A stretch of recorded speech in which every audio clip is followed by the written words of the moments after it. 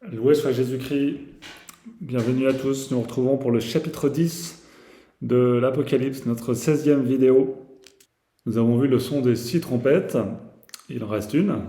Et avant le son de la 7e trompette, eh bien, il y a encore un intermède consolant. Le bon Dieu a pitié de nous. Un intermède consolant, mais quand même, on peut l'appeler comme ça, mais c'est quand même du sérieux. C'est quand même impressionnant, dirons-nous. Je vous le lis. Puis je vis un autre ange puissant qui descendait du ciel enveloppé d'un nuage et l'arc-en-ciel au-dessus de la tête. Son visage était comme le soleil et ses pieds comme des colonnes de feu. Il tenait à la main un petit livre ouvert, et ayant posé le pied droit sur la mer et le pied gauche sur la terre, il cria d'une voix forte, comme rugit un lion. Et quand il eut poussé ce cri, les 7 tonnerres fit entendre leur voix. Après que les 7 tonnerres eurent parlé, je me disposais à écrire, et j'entendis du ciel une voix qui disait « Scelle ce qu'ont dit les 7 tonnerres, ne l'écris point. » Alors l'ange que j'avais vu debout sur la mer et sur la terre leva sa main droite vers le ciel et jura par celui qui vit au siècle des siècles, qui a créé le ciel et les choses qui y sont, la terre et les choses qui y sont, la mer et les choses qui y sont, qu'il n'y aurait plus de temps, mais qu'au jour où le 7e ange ferait entendre sa voix en sonnant de la trompette, le mystère de Dieu serait consommé, comme il l'a annoncé à ses serviteurs les prophètes. Et la voix que j'avais entendue du ciel me parla de nouveau et dit « Va, prends le petit livre ouvert dans la main de l'ange, qui se tient debout sur la mer et sur la terre. » Et j'allai vers l'ange, et je lui dis de me donner le petit livre. Il me dit « Prends et dévore-le, il sera amer à tes entrailles, mais dans ta bouche il sera doux comme du miel. » Je pris alors le petit livre de la main de l'ange et je le dévorai. Et il était dans ma bouche doux comme du miel, mais quand je l'eus dévoré, il me causa de l'amertume dans les entrailles. Puis on me dit, il faut encore que tu prophétises sur beaucoup de peuples, de nations, de langues et de rois. Alors, cet ange vigoureux, qui est-il ? Je pense qu'on peut raisonnablement dire que c'est le Christ lui-même. En tout cas, si c'est simplement son envoyé, il est vraiment là pour le représenter, il tient sa place. L'arc-en-ciel qui le couronne le présente comme le prince de la paix et le messager de la miséricorde. Vous vous souvenez du symbole de l'arc-en-ciel qui nous vient de Noé, de cette alliance que Dieu a fait avec Noé, lui disant que maintenant il ne renouvellerait pas une catastrophe comme le déluge. Donc c'est un symbole de paix, au même titre que la colombe qui porte un rameau d'olivier. Ce sont les deux grands symboles de la paix qui nous viennent de Noé.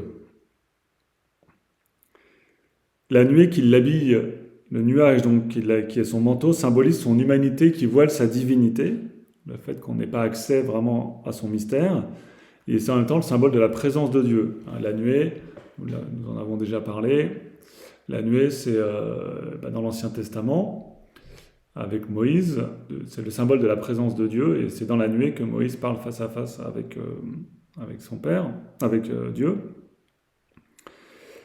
Et donc c'est le symbole de la présence divine. On le voit aussi à la transfiguration. Le resplendissement de son visage est l'expression de cette divinité. Son visage est comme le soleil. Et il rugit comme un lion. On a encore une sorte de symbolisme royal qui marque la puissance divine.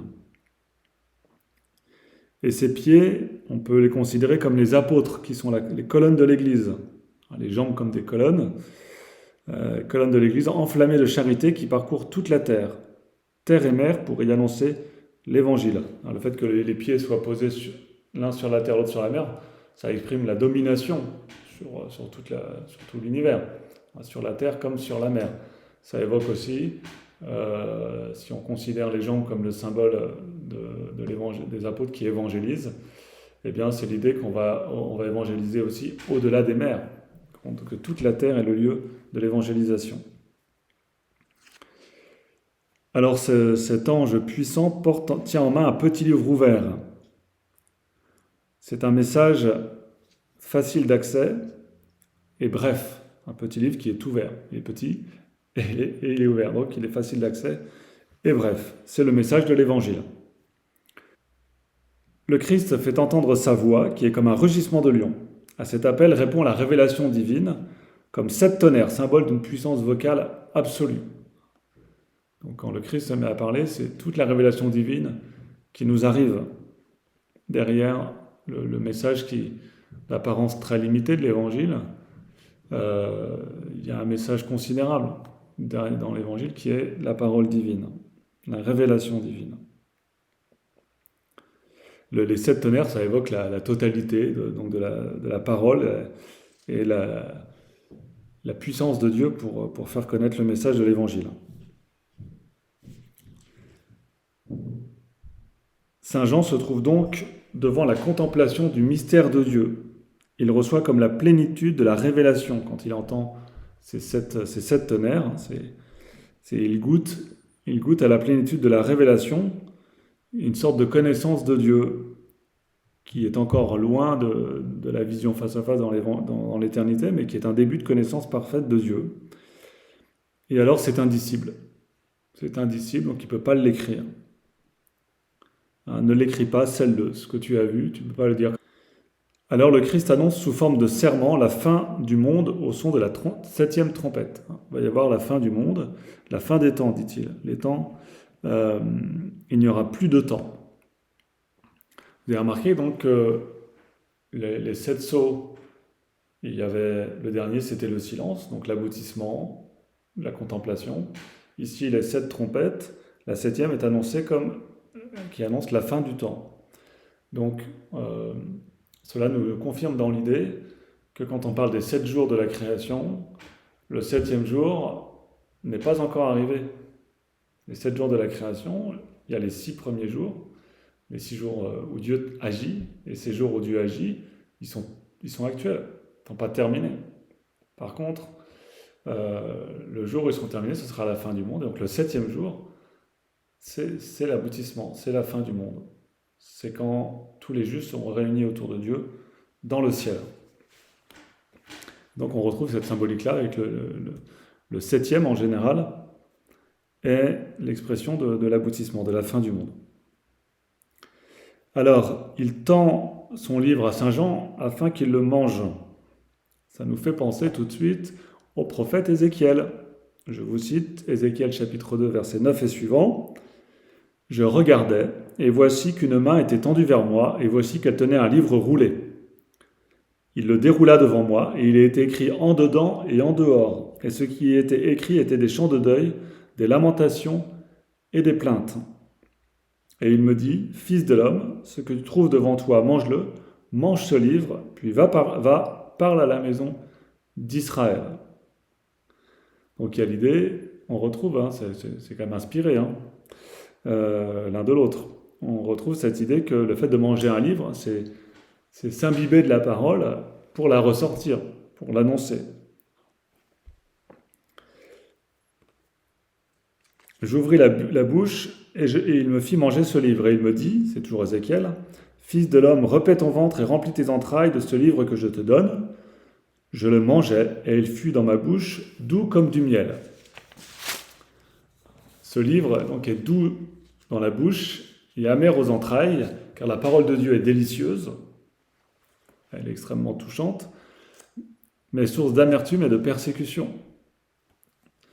Cette parole doit être annoncée à toute la terre. Il faut que tu prophétises sur beaucoup de peuples. Prophétiser, c'est annoncer la parole de Dieu, c'est parler pour. Être prophète, c'est parler pour quelqu'un d'autre, c'est parler pour Dieu.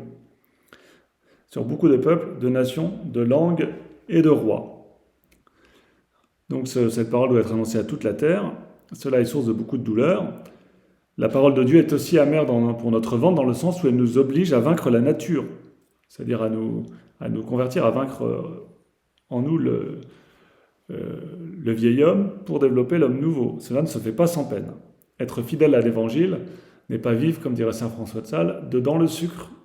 Ça demande un véritable combat.